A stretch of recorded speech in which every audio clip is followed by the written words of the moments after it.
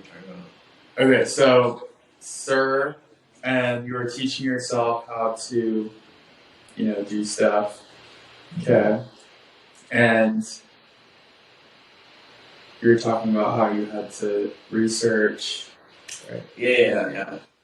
And that's like most of most of roasting like turns into like trial and error because all the information online is so variable and like it's impossible to translate like someone else's experience into like your roasting setup and your production limits and your batch size, all this stuff. That's like you like read something because you'll be having issues with the coffee and you're like, okay, how do I fix this? And you'll read all this info and you're just like, okay, how do I translate that to like my Where you were. like what I'm doing and like the degree that I have access to.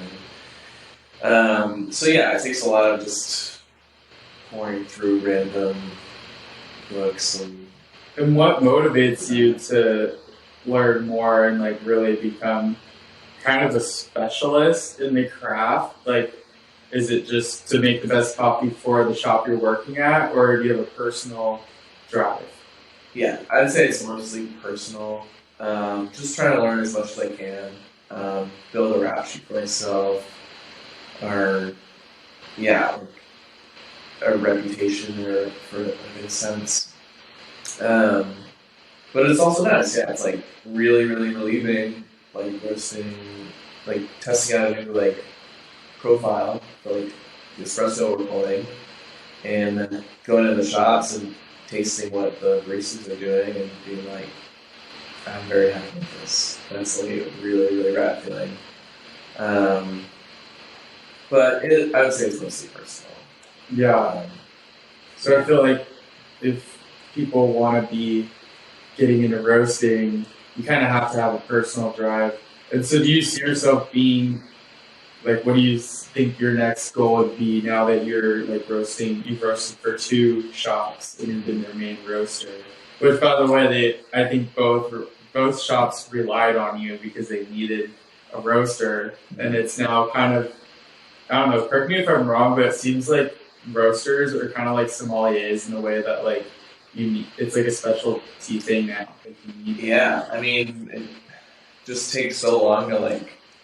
It's kind of a field thing at a certain point where like you can like start a new like roasting company, but you gotta like feel out the like new roaster and like again what you have access to, like tools you have access to, like get better at that. Like it's and it becomes really niche. That's why like all the info online is so hard to transcribe because these people are like, yeah, I've been doing this for years. It's like, okay, but your like production setup is so unique. Like, Yeah. you can't like tell me to do something because I'm like, I literally can't do that. Like, because of these like limitations I have. So yeah, you really get in touch with like what your shop or what your like roastery is like capable of and needs, and it's really hard to train that. You know, like, anyone can read a roasting graph, I'd say, but it takes a lot of time to really like get in tune with, you know, what's going on. Yeah. What you need to be like paying attention to, and it took me like at least like 2 months here. You know, I've only been here 3 or 4 months now. So Really? yeah, Oh. I started here back in I guess September. So like it's been like 3 months, but it took me a long time to like really get in touch with like Yeah. exactly what I need to be focusing on. And everything's changing every week. Like, you know, new access to green and yeah, it evolves like pretty intensely over the course of even like a month. Yeah. So to have like someone that knows that well is pretty valuable. And you correct me if I'm wrong, but you hadn't gone to school yet for college or anything like that. I did a couple years in college, but I dropped out. Okay. But this is a specialty thing. Like you don't need it for this, right? Yeah, I mean, I think, yeah. it's great. That's the best part about craft industries. Is that you can kind of just, as long as you're motivated, you can just get to work. And I think that's like the one thing that a lot of people don't understand when they go barista at a coffee shop. They're just like, oh, it's just a side thing until I, get going on other stuff. And like, you can literally make this into a career. Yeah. Like, you just have to have the interest, though. I feel like not everyone's going to be, like, I'm personally not interested. Like, I wouldn't have the drive, the intrinsic motivation to want to, Google it and figure it out. But if I was, you could. Yeah, and there are a lot of people that are doing that. Now, do you think that in the future, like I think you and like the people that are like you who around America who are like learning and taking advantage of the resources of the coffee shop in a good way, not like in a bad way. They are going to like be able to teach classes and kind of create an education system for coffee, maybe when they're in their 50s or 60s. Yeah. Maybe that would be like in 2050. But do you see that future? Like, kind of like what we're seeing right now for wine. Like, now people are going to school for wine because it's like a recession-proof thing. Yeah. And I think we'll see that. I think we see that with coffee, but what do you think? Yeah. Oh, yeah. I mean, do I see myself, like, teaching people in the future? Like, definitely. I mean, I kind of already try to do it now, and I try to do it as, training in a shop setting, like as a barista. I think it's really valuable, like really like motivate the other staff around you, even if you're equals, to just like try new things and feel good about what they're producing. And yeah, so I love that. I always chat with like other roasters that I know or try to chat with them. We're all kind of introverts to a sense. So is there any sort of like roaster community for like people that are young roasters? No, not that I know of yet. I mean, there's Reddit's fine. Yeah, but people are so very passionate about their roasting and really secretive. It's like a very secretive thing. Like, if you try and look up like how Blue Bottle like roasts their coffee, impossible. Like, you literally can't find any info out there, and it's like so odd because like you can't really copy like a roast because like it all just depends on the green coffee. And your equipment can't be. No one's gonna have the same exact equipment. Yeah, it's so bizarre. So like I'm always like showing, helping out friends, even the woman that roasts at Stir Coffee Now, who like took my place. Like we, chat all the time about just trying to roast good coffee for people. Yeah, no matter where we are. So I'm trying to like break into that more like casual like roasting community. Yeah, because for a long time it's been really seems really like pretentious and like just secluded. The whole culture that like it's super niche and super weird. Yeah, just like sommelier situation. It's funny. Yeah. Yeah. And so for people who are trying to, roast their own beans but may not have that interest and maybe want to bring someone on, how can you, like maybe if someone wants to own a coffee shop but wants to hire someone like you to maybe like when you started at Sir and that guy kind of taught you what he knew but wasn't much and you were motivated to learn with their equipment, what can an owner do to provide that, environment where you want to stay and learn but also roast for them and stuff? Yeah, that's tricky. Instead. Yeah, because that's tricky. I mean, most roasters stick around. It's kind of like beer brewing. Like you find your spot and you try and stay there for a while. But at a certain point in any industry, you kind of get wrung out. Like that's like the toughest part, I guess, is a a lot of production, like roasting companies, they kind of overwork their roaster a little bit, and it's not a lot of work roasting coffee, but it's adding on the additional like hats of like, okay, well, you're gonna roast, and you're also gonna do all the wholesale and do all online orders and like all these things that and then if you keep tacking stuff on that list because you're like, oh, like this person has the time, it's like, okay, well, they're keeping like a mental checklist in their head typically, and if you add too many items to the list, like they're gonna go crazy. And there's always better opportunities somewhere else, anywhere else, but I think most people start looking for new opportunities when they feel like they're just getting like put through the ringer, like in terms of like how many responsibilities they have, because that's on them at that point. Where if they don't do a certain item on that checklist, like they're gonna get chewed out for it. Yeah, and it gets really tough, and it's really hard to see, I think, as a business owner, because they're like, oh, well, I need to get this person's 40-hour, week filled. Yeah, and I already have 1,000 things I'm working on, but it's really hard to like motivate. I think with roasting, to keep people along, you need the addition of some equity in the company. Okay. Yeah, I think that's huge and would keep anyone around for a long time because they want to be there and like.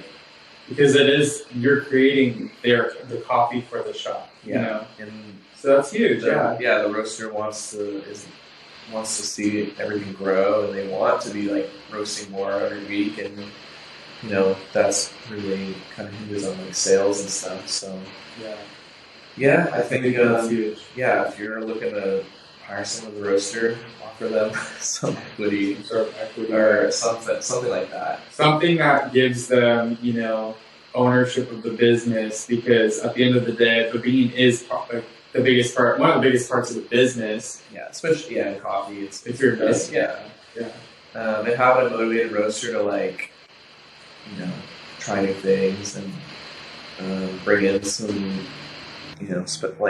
especially like single origins, and just try and build that palette of like what coffee you have to offer. It's really important. Yeah, and that kind of leads to the idea of negotiation. Mm-hmm. So, sorry, do you hear that vibrating? Oh, they're all machine shops around here, so. Okay. Yeah, I thought it might be a phone vibrating. No. I'll cut that out. Yeah, there's like a metal fabrication shop over there. Okay. Yeah. I thought like it was my phone ringing. Okay. That kind of leads into negotiation.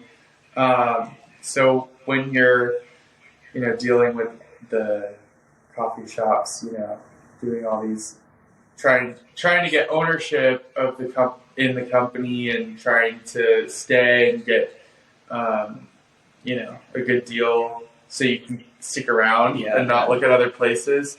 I feel like roasters have a lot of negotiating room because they have such a craft that owners need, especially if they don't want to do it, or Yeah. It's I think it's hard to see the value in like a really good, employee in general until you have them for like, a month or so, and you're like, whoa, this like one person is phone dying. 10%. You could record it on your webcam, right? Technically. Yeah, we could do that, but I'm just gonna try and finish it on here. Yeah. I think we could do it with 10%. Cool. Oops. Okay. Not get the green wall. Okay. Be cool. So it's hard to see value in an employee until you're like a month in, and you're like, whoa, this one person is doing like so much better than like the last like two people combined. And I think that's like really big. I mean, I'd say like I have a lot of power to negotiate, but at the same time, I really have to like put in and prove that it's like worth it in the budget to like keep me here.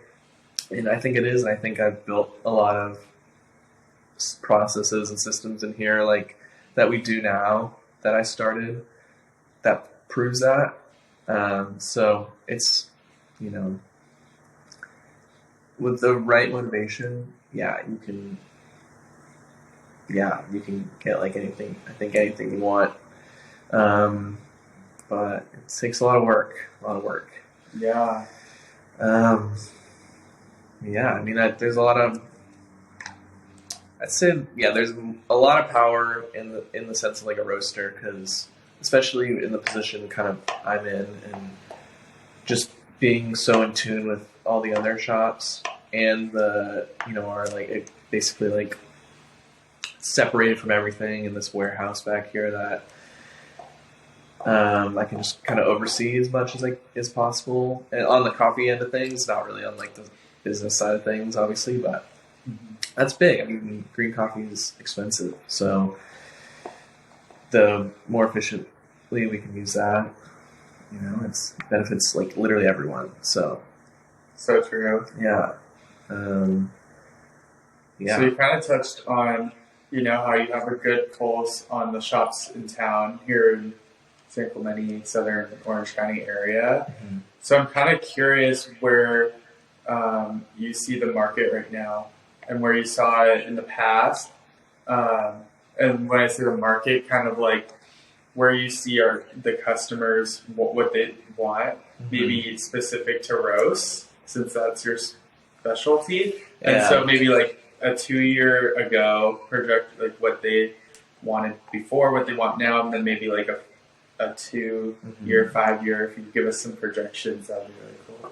Yeah. So, I mean, currently trending is Orange County or Southern California shops, like booming right now. It's like the place to be.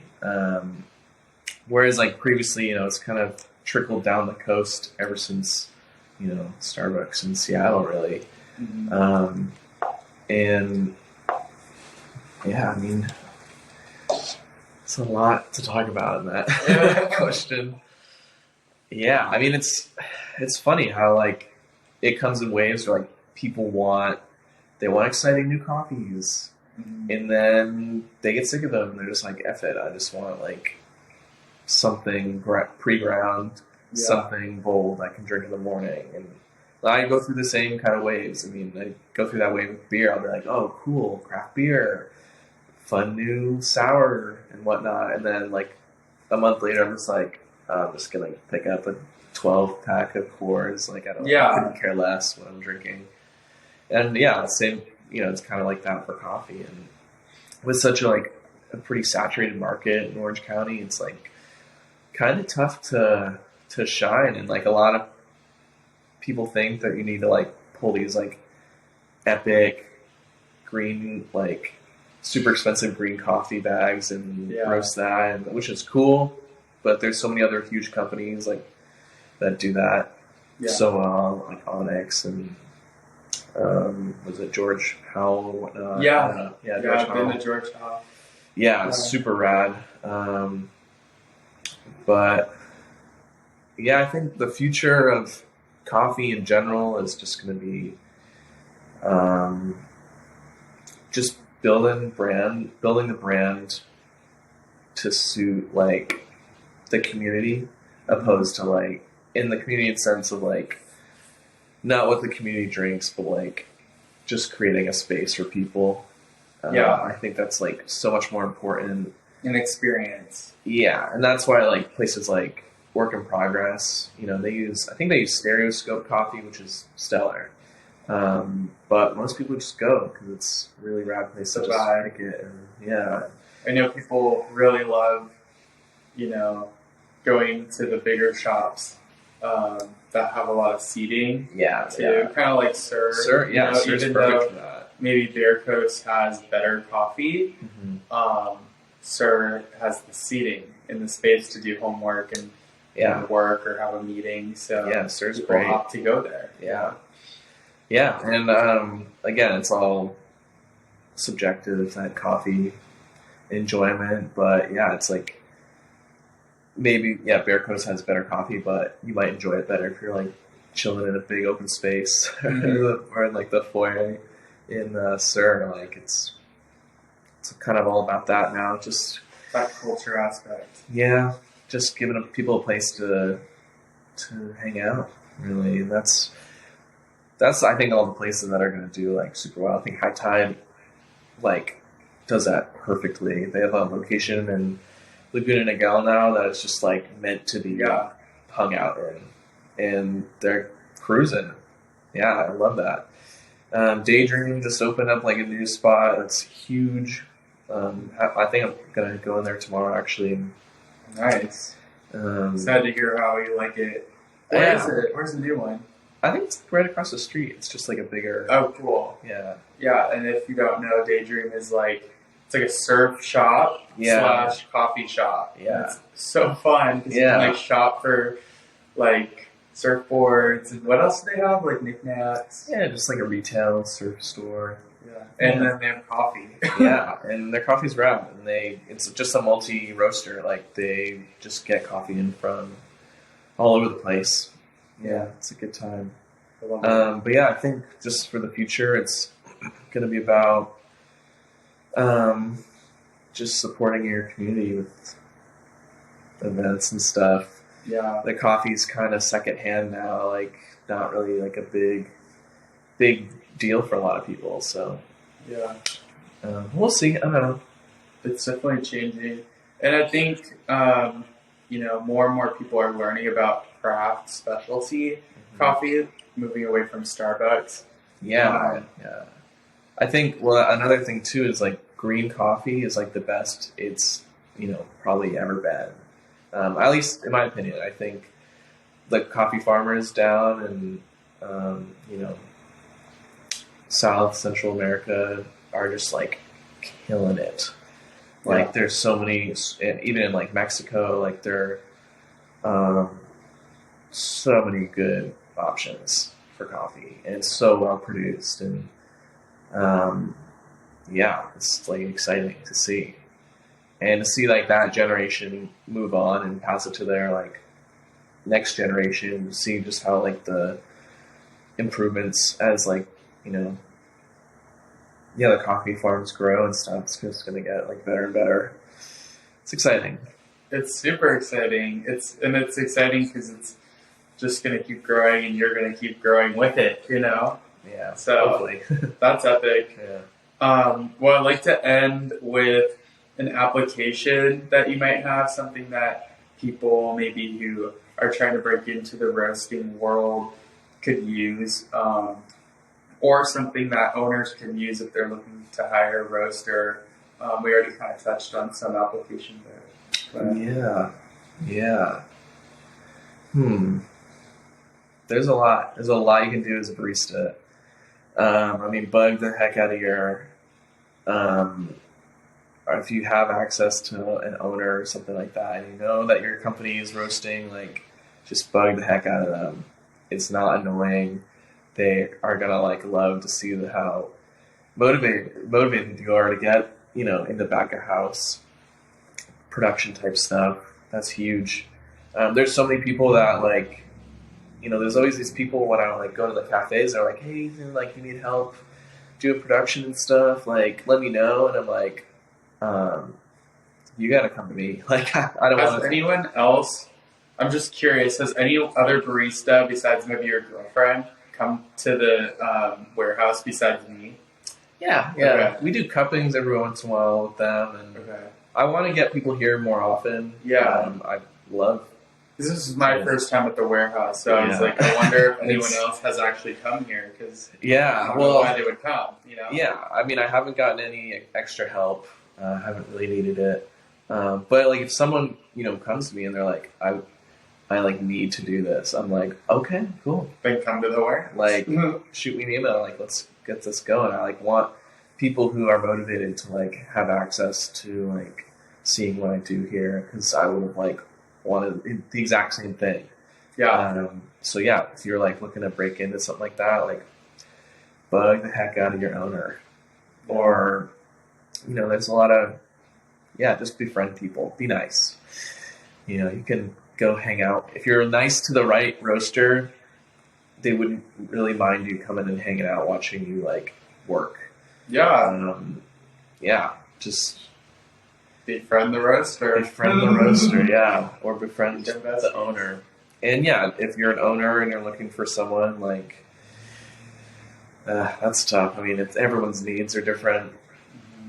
But to start someone on bagging coffee, that is the ultimate deal breaker for anyone that doesn't really have an idea of what production entails. Just have a lot of bagging coffee. Have them bag coffee a few times. They can do it in silence. They're hired.